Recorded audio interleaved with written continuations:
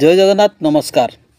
आसतु नजर पकेबा मयूरभंज जिलार आज top news update कौन कौन सब रही किंतु तापूर्व आपण मानक गोटे अनुरोध वीडियोटी को संपूर्ण देखंतु आ जो मैंने प्रथम करी चैनल को आछंती सब्सक्राइब करंतु जाफल प्रत्येक नूतन वीडियो नोटिफिकेशन आपण सर्वप्रथम पाई परिबे।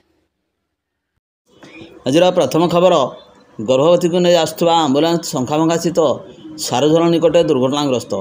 एने गर्भवती महिला गुरुतर थिबा बेले तांको सहित दुई संपर्कीय महिला मध्य आहत हो बारिपदा प्यारा मेडिकल ले भर्ती होती। राजगंजपुर थाना अंतर्गत अंधारी गाँव कांत हेम्रम एवं तांको स्त्री संबारी हेम्रम को बारिपदा प्यारा मेडिकल को आंबुलांस जोगे बारिपदा आसुवा समय बुधवार भोर 3टा समय बारिपदा स्थित शंखाभंगा सारुझरण निकट भारसाम्य हराई ओलटि पड़ा।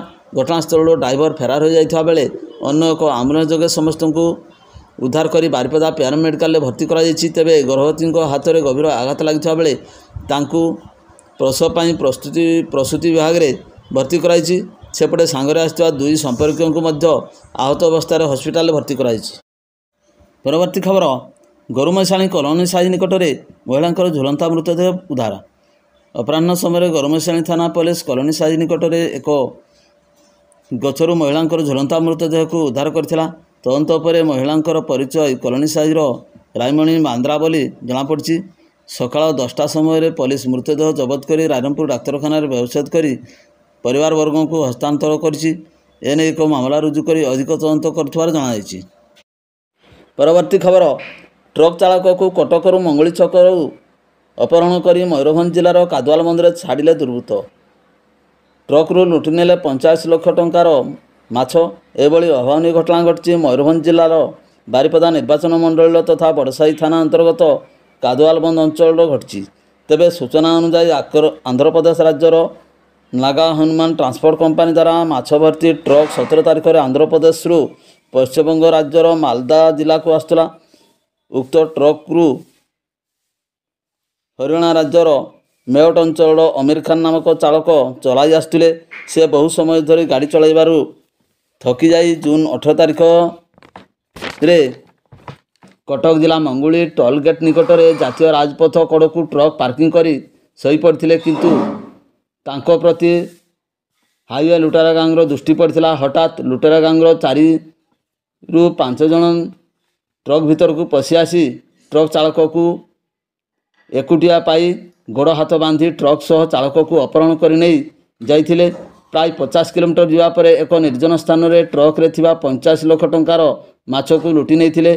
यापर ट्रक चालक को प्रबल मारपिट कर जीवन मारिदेवा को उद्यम करते। बुधवार संध्या प्राय 7:30 समय ट्रक सह चालक को आनी कादुआलबंद अंचल में छाड़ी जाइथिले। ट्रक्र चालक को हाथ गोड़ बांधी एक कला रंगर कार जोगे घटनास्थल फेरार हो जाइथिले। तेबे चालक जनक उपस्थिति बुद्धि खटाई हॉर्न एवं लाइट देखाई बाटरे जाउथवा लोकंक दृष्टि आसिबारु सेमाने तांकु उद्धार करथिले। तेबे स्थानीय लोक माने चालकों को आनी चिकित्सा व्यवस्था करने सह पुलिस को खबर देथिले। घटनास्थल बड़साई पुलिस राति प्राय 9:30 समय पहुंची चालकों को पचरा उचरा कर ट्रक मालिकों को घटना बाबद खबर देइछंती। एने पुलिस एक मामला रुजु कर लुटेरा गांग को धरिबा को प्रचेष्टा जारी रखिछि। परवर्ती खबर रसमतला निकट में बाइक दुर्घटना युवक गुरुतर। अपराह्न 5 घटिका समय रसमतला निकट में एक बाइक भारसाम्य हराई दुर्घटनाग्रस्त होगा द्वारा चालक गुरुतर होता निकटस्थ ग्रामवासी पक्षर सूचना मिली। ठाकुरमुंडा पटु करंजिया सहर अभिमुखे आसुवा युवक जनक दुर्घटनाग्रस्त होगा पर अवस्था गुरुतर थिबा देखि स्थानीय लोके 108 आंबुलांस जोगे तांको करंजिया मेडिकल पठाइथिले। सेठारे तांको चिकित्सा जारी रहिथिबा बेले युवकंकर परिचय वर्तमान सुधा मिल पारे नहीं। परवर्ती खबर बांगरीपसी पुलिस द्वारा विषय अंचल नाबालिका उद्धार। बांगरीपसी थाना अंचल जड़े नाबालिका निखोज नहीं पूर्वर बांगरीपसी थाना लिखित अभियोग होता।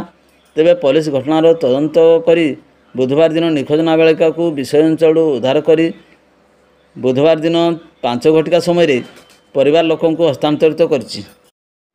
परवर्ती खबर बैसिंगा थाना अधीन महुरी छकरे बुधवार अपराह्न 1:30 समय दुई बाइक मध्य दुर्घटना घटी 2 जन गुरुतर आहत होती। हस्तगत सूचना मुताबक बुधवार डाईबाड़ी साप्ताहिक हाट थिबारु महुरी छक जनगहलीपूर्ण रही। तेबे कौन कारण भारसाम्य हराई ओडी 11 01M1798 ନମ୍ବର ବିଶିଷ୍ଟ ବାଇକ୍ ସହିତ OD 11D4236 ନମ୍ବର ବିଶିଷ୍ଟ ବାଇକ୍ ମଧ୍ୟରେ ମୁହାଁମୁହିଁ ଧକ୍କା ହୋଇଥିଲା। ଦୁର୍ଘଟଣାରେ ଉଭୟ ବାଇକ୍ ଚାଳକ ଗୁରୁତର ଆହତ ହୋଇଥିବା ବେଳେ ସ୍ଥାନୀୟ ଲୋକେ ଉଭୟଙ୍କୁ ଉଦ୍ଧାର କରି ବୈଶିଙ୍ଗା ଡାକ୍ତରଖାନାରେ ଭର୍ତ୍ତି କରିଥିଲେ। ବୈଶିଙ୍ଗା ଡାକ୍ତରଖାନାରେ ଉଭୟଙ୍କୁ ଗୁରୁତରଙ୍କର ଚିକିତ୍ସା ଚାଲିଥିବା ବେଳେ ଖବର ପାଇ ବୈଶିଙ୍ଗା ପୋଲିସ ଘଟଣାସ୍ଥଳରେ ପହଞ୍ଚି ଅଧିକ ତଦନ୍ତ ଜାରି ରଖିଛି।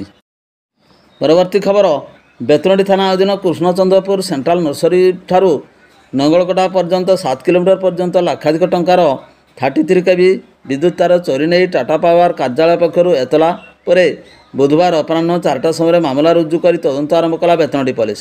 ଏତଲାକାରୀ ବେତନଟୀ ଟାଟା ପାୱାର ଉପଖଣ୍ଡ କାର୍ଯ୍ୟାଳୟ SDO ଶୁଭଦୀପ୍ତ ମିଶ୍ରଙ୍କ ଅଭିଯୋଗ ମୁତାବକ ଦୁର୍ବୃତ୍ତମାନେ ଲକ୍ଷ ଲକ୍ଷ ଟଙ୍କାର 7 କିଲୋମିଟର ପର୍ଯ୍ୟନ୍ତ ଉଚ୍ଚ କ୍ଷମତା ସମ୍ପନ୍ନ 33 kV ବିଦ୍ୟୁତ୍ ତାର କାଟି ନେଇଛନ୍ତି।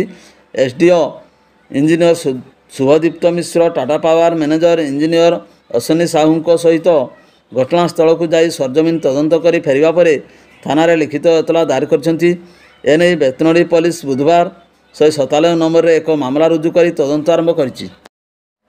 ପରବର୍ତ୍ତୀ ଖବର, ସ୍ଥାନୀୟ ବାରିପଦା ସଦର ଥାନା ASI ବାସନ୍ତୀ ସିଂ ତାଙ୍କ ସ୍କୁଟି ଯୋଗେ ଥାନାକୁ ଡ୍ୟୁଟିରେ ଯାଉଥିବା ସମୟରେ ପିନ୍ଧିଥିବା ସୁନା ଚେନ୍ ଅଜଣା 2 ଜଣ ବାଇକ୍ ଆରୋହୀ ତାଙ୍କ ଛିନତାଇ କରିଥିବା ନେଇ ଭଞ୍ଜପୁର ଥାନାରେ ଲିଖିତ ଅଭିଯୋଗ କରିଛନ୍ତି।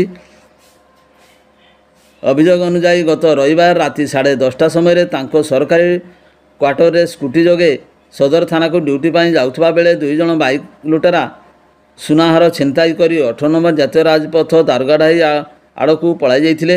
ଛିନତାଇ ହୋଇଥିବା ହାରର ମୂଲ୍ୟ 58,000 ଟଙ୍କା ହେବ ବୋଲି ପ୍ରକାଶ। ପୁଲିସ ଅଧିକ ତଦନ୍ତ ଜାରି ରଖିଛି। ପରବର୍ତ୍ତୀ ଖବର, ମୟୂରଭଞ୍ଜ ଜିଲ୍ଲା ଠାକୁରମୁଣ୍ଡା ବ୍ଲକ ମହୁଲଡିହା ଥାନା ଅନ୍ତର୍ଗତ ସାତକୋଶିଆ ଗ୍ରାମ ପଞ୍ଚାୟତ ଜାମୁଣ୍ଡା ଗ୍ରାମରେ ଗୋଟିଏ ପରିବାର 6 ଜଣ ସଦସ୍ୟ ଖ୍ରୀଷ୍ଟ ଧର୍ମ ଛାଡ଼ି ମୂଳ ହିନ୍ଦୁ ଧର୍ମକୁ ପ୍ରତ୍ୟାବର୍ତ୍ତନ କରିଛନ୍ତି। ଗ୍ରାମବାସୀଙ୍କ ସହଯୋଗରେ 19 ତାରିଖ ବୁଧବାର ଏହି ଘର ବାହୁଡ଼ା କାର୍ଯ୍ୟକ୍ରମ ହୋଇଥିଲା। ଗୃହକର୍ତ୍ତା ସମା ତିଉ 30 ବର୍ଷ, ପତ୍ନୀ ସୁମିତ୍ରା ତିଉ 26 ବର୍ଷ, ଝିଅ ଶ୍ରୀମତୀ ତିଉ 12 ବର୍ଷ, ଡଲି ତିଉ 9 ବର୍ଷ, ଗୁରୁବାରୀ ତିଉ 6 ବର୍ଷ, ଜ୍ୟୋତି ତିଉ 3 ବର୍ଷ ସହ ମୋଟ 6 ଜଣ ଅନ୍ୟ ଧର୍ମ ପରିତ୍ୟାଗ କରି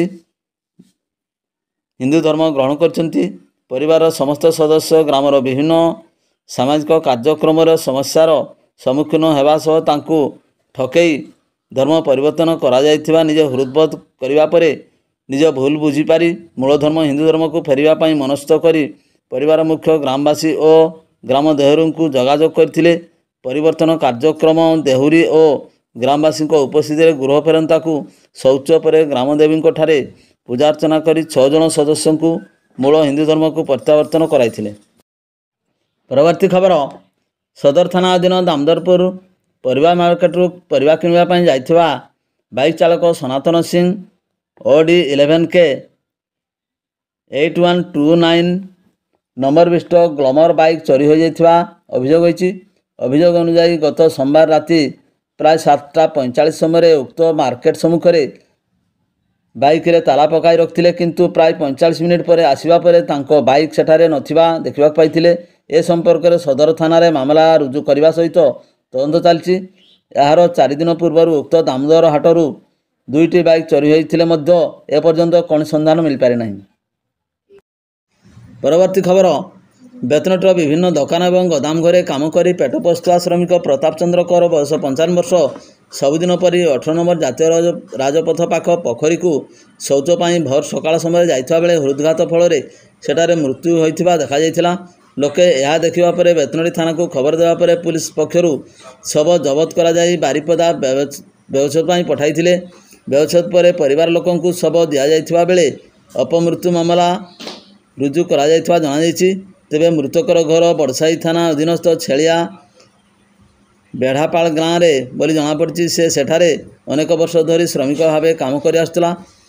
ଏହି ମାମଲାଟି ବେତନଟୀ ଥାନାର ASI ଲକ୍ଷ୍ମଣ ହାଁସଦା, ଥାନା IIC ସସ୍ମିତାଙ୍କ ନିର୍ଦ୍ଦେଶକ୍ରମେ ତଦନ୍ତ କରୁଥିବା ଜଣାପଡ଼ିଛି। ପରବର୍ତ୍ତୀ ଖବର, ଘରେ କେହି ନଥିବାର ସୁଯୋଗ ନେଇ କବାଟ ତାଡ଼ିବା ସହିତ ଘରର ଆଲମିରା ଭାଙ୍ଗି 3 ଲକ୍ଷ ଟଙ୍କା ମୂଲ୍ୟର 4 ଭରି ସୁନା ଗହଣା, ନଗଦ 1,10,000 ଟଙ୍କା ଏବଂ ଅନ୍ୟାନ୍ୟ ମୂଲ୍ୟବାନ ସାମଗ୍ରୀ ଚୋରି ହୋଇଥିବା ନେଇ ଟାଉନ ଥାନାରେ ଅଭିଯୋଗ ହୋଇଛି। ଏ ସମ୍ପର୍କରେ ସ୍ଥାନୀୟ 23 ନମ୍ବର ୱାର୍ଡ ତୁଳସୀଚୋରାର ମହେଶ ପ୍ରସାଦ ଦାସଙ୍କ ଅଭିଯୋଗ କ୍ରମେ ଚୋରି ମାମଲା ରୁଜୁ ହେବା ସହିତ ଅଭିଯୋଗ ଅନୁଯାୟୀ ଓ ତାଙ୍କ ପରିବାର କେହି ଘରେ ନଥିବାର ଅବସ୍ଥାରେ ଏହି ଚୋରି ହୋଇଥିବା ସମ୍ପର୍କରେ ପଡ଼ୋଶୀଙ୍କଠାରୁ ଖବର ପାଇ ଘରେ ପହଞ୍ଚିଥିଲେ। ଭିଡ଼ିଓଟିକୁ ଶେଷ ପର୍ଯ୍ୟନ୍ତ ଦେଖିଥିବାରୁ ଅନେକ ଅନେକ ଧନ୍ୟବାଦ।